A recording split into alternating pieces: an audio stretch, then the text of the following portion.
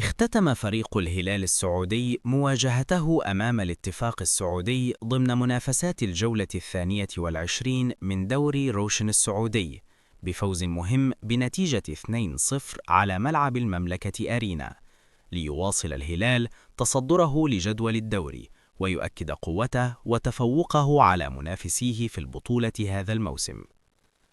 بدأ اللقاء بقوة من جانب الهلال الذي فرض سيطرته منذ الدقائق الأولى على مجريات المباراة، واستحوذ على الكرة بشكل شبه كامل مع تنظيم متميز في خطوط الدفاع والوسط والهجوم.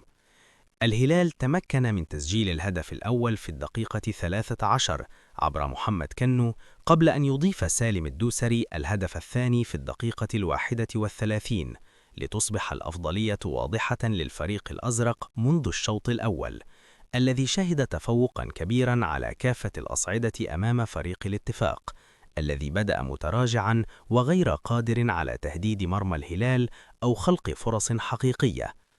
مع بداية الشوط الثاني حاول الاتفاق تحسين أدائه والعودة في المباراة، فيما واصل الهلال السيطرة على إيقاع اللعب وتنظيم الهجمات.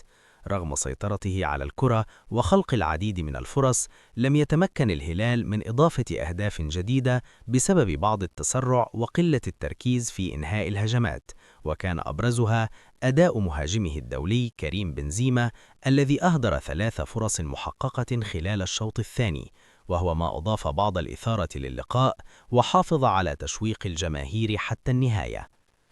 السيطرة الهلالية كانت واضحة طوال المباراة، مع التنظيم الدفاعي الممتاز الذي أوقف معظم هجمات الاتفاق قبل الوصول إلى مناطق الخطورة، بالإضافة إلى الأداء الجماعي الرائع في خط الوسط الذي ساعد الفريق على الحفاظ على السيطرة وبناء الهجمات بهدوء ودقة.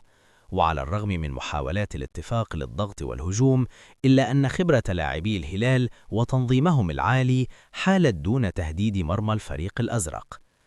الجماهير على المدرجات تفاعلت مع المباراة منذ البداية وحتى صافرة النهاية، حيث استمتع المتابعون بالأداء القوي والهجمات المنظمة من الهلال، مع متابعة دقيقة لكل هجمة وفرصة. كما يمكن لمشجعي الهلال متابعة أحداث اللقاء عبر قناة 8 المفتوحة أو تطبيقها الرسمي، مع تحليل مستمر لكل حركة على أرض الملعب.